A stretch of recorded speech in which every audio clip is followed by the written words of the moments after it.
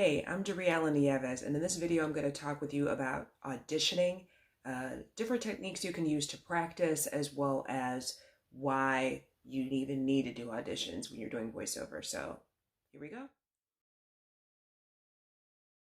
When it comes to voiceovers, auditions are pretty unavoidable. They're ubiquitous and unavoidable, the two U's. The way that you usually get a gig, at least in the beginning, when you're not established, is to audition for it.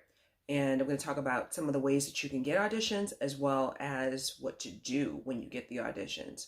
Probably not a surprise because auditions are just a way of life in the entertainment world. I'm sure that you've heard many of your favorite actors and actresses talk about the fact of whether they had to audition or not for certain roles. And even though they may be very well known, it doesn't mean that it always excludes them from having to audition. When you have a voiceover demo, you might think, okay, I have a voiceover demo, so why do I need to audition? Well, there's a lot of different clients that really just want to hear how you read and interpret their script. It's called a custom demo or a custom sample, custom audition, because it's customized to what it is that they need done for a project, or they may be sending it to someone and they want to get approval, so they need someone to read it first to kind of get an idea of how it sounds when they put it with the video and the imagery. When it comes to production houses and talent agents, they're first going to accept you based on your demo, but you're still going to have to audition for the actual gigs. Depending on who you're working with, you may not have to audition for some types of corporate narration, e-learning, and explainer videos, because pretty much if you have a demo, you pretty much are going to sound like the different varieties of spots that you've done in your demo, but there still will be some that want the custom audition. So you just have to be ready for it. It's just a way of life when you're an actor, including a voice actor. There's 5 main places where you would get a voiceover audition from. If there's any exceptions, then they're rare to these 5. These are the main 5 ways. One, and this is only if you opt into it, is online casting sites, which are also known as pay-to-plays. Pay-to-plays are websites where you basically pay for the privilege of being able to play or audition for them. So you are paying for jobs, basically, that you might not even get. And they are fiercely and widely popular. Not everyone does them. Some people hate them. Some people love them. And they're not all the same. There's so many different sites that do online casting / pay-to-play. And I'm going to talk about that in a separate video when I talk about marketing yourself for voiceover. So once that is completed, I will link to that in the description on YouTube. The second way is to sign up with a talent agent. You're probably not going to be able to do that right out the gate as soon as you start your voiceover business and hang up your shingle.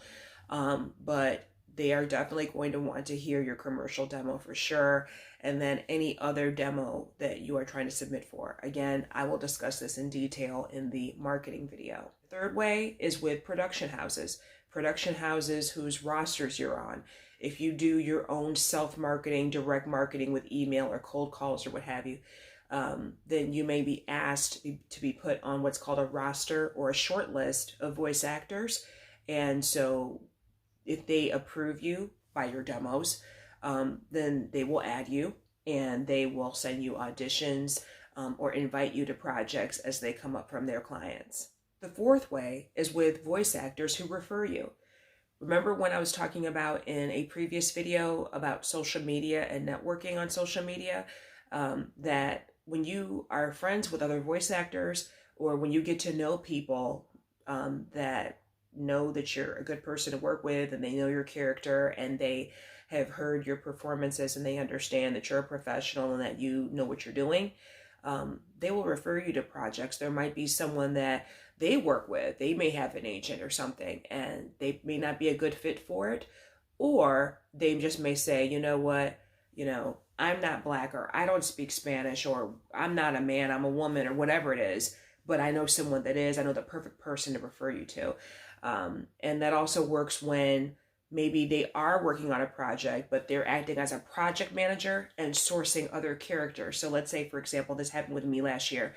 I was a part of an e-learning project for the CDC, and they were putting out a new type of medicine or something, and they needed different roles to play different characters. There were patients, there were doctors, there were all these different characters in these scenarios for the e-learning that they were putting out.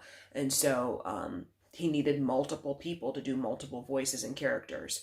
And then the fifth way is when clients who find your website organically in search. If you have a voiceover website and it's optimized for SEO, search engine optimization, then they can find you on the first or second page of Google or whatever internet search tool they're using, and they can just find you and hire you directly. Or if you're on one of those pay-to-play sites and you don't use the pay-to-play site and you're not a paying member, but you've created a profile previously that's alive and kicking, then those are usually the first ones to show up. The pay-to-play sites usually have the top ranks on these search engines, and then individual voice actors are afterwards. Now I'm going to give you some tips about auditioning, just some overview of things you can do. When it comes to your voiceover performance, you need to first of all realize that it is a performance, that you are voice acting. I covered this in my video about myths about voiceover, that all you have to do is just be able to read. Nope, not so much. There's a lot more to it. And even though no one is seeing you in the finished product, you have to perform as if they are. So you have to practice and take the time to do different types of vocal exercises. You can mimic, you can read aloud every day. These are tools that you can do for free, and many voice actors, especially those that do characters, that do voices for cartoons, animation, video games, they have spent years and years from the time that they were children mimicking their favorite characters and creating their own characters. So watch commercials, play video games, listen to the narrators on cable, mimic the way the voice actor is speaking in commercials and all these other things. Mimic the way that the voice actor is speaking and what they're doing with their tone and their inflection. Don't just say the words the way that you would say them, but say the words the way that they were said, because that's what booked. It's a little bit frustrating, but sometimes what you hear in the final analysis, the final product or project, is not always what books the audition. And when you get a coach, they'll talk with you about this more. It's really strange. Sometimes you audition and you do your thing, and then by the time it comes out on the screen in the final product, it's completely different, because there's so many elements and opinions that go into the VO before the product is released.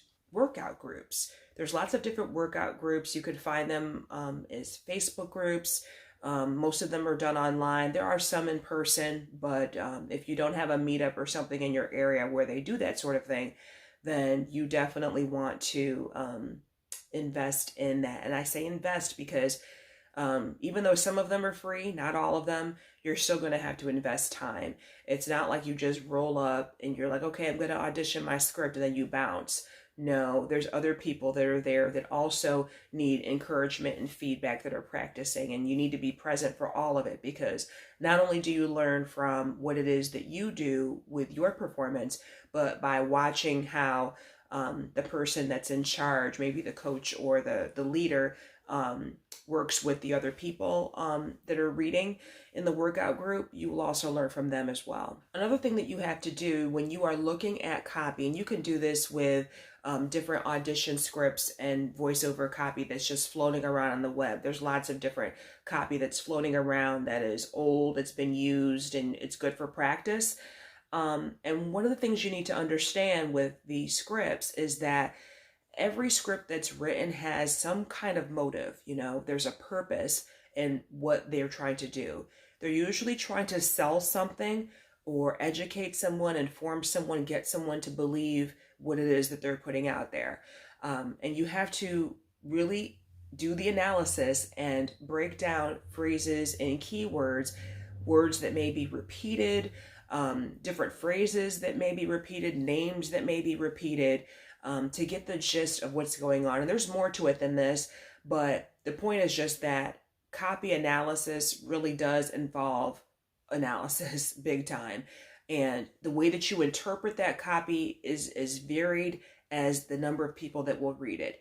You know, you could change the tone, for example. You could decide to be sarcastic. You could decide to be happy or warm or humorous or wry, deadpan, conversational. There's so many different ways that you can read a script that will change the meaning of the way it comes off to the person that's watching or listening.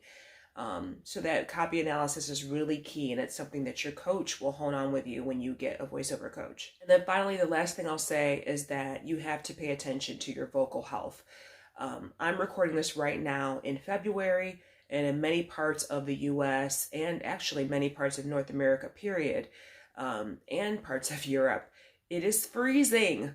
It is so cold, and you know, weather changes, we have allergies, we have all these different things going on in our bodies, and your voice is your instrument. You know, if your throat doesn't feel good, if you feel a cold coming on, like, that's devastating, because you can't complete jobs and do auditions and things if your voice is not up to par.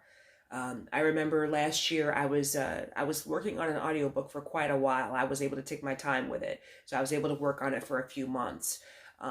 And over those few months, there were times that I would wake up and, you know, excuse me, but this is real, I may have had a little extra phlegm, or maybe, you know, I was sniffling or something. And if I read and I knew that I wasn't sounding right or that I didn't feel good, I would just stop and say, you know what? Not even going to bother recording, because what's going to happen is it's not going to be continuous from what I recorded previously, and I'm not going to sound good.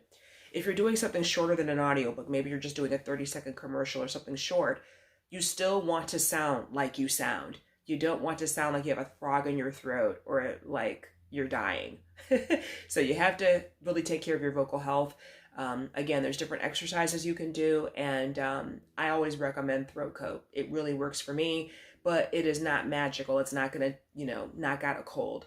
So you must stay hydrated. You must drink water even when you don't feel thirsty, all day, every day. Yes, you're going to have to run to the bathroom a lot, but you're going to be hydrated.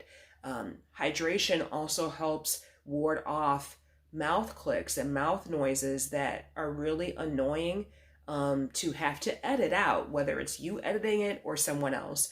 And also, if you have ever done a podcast, then you know what I'm talking about as well. Same thing. It doesn't even matter how long the script is. If you're dehydrated, you're going to have a lot of extra mouth noise that is distracting to listeners if it's left in.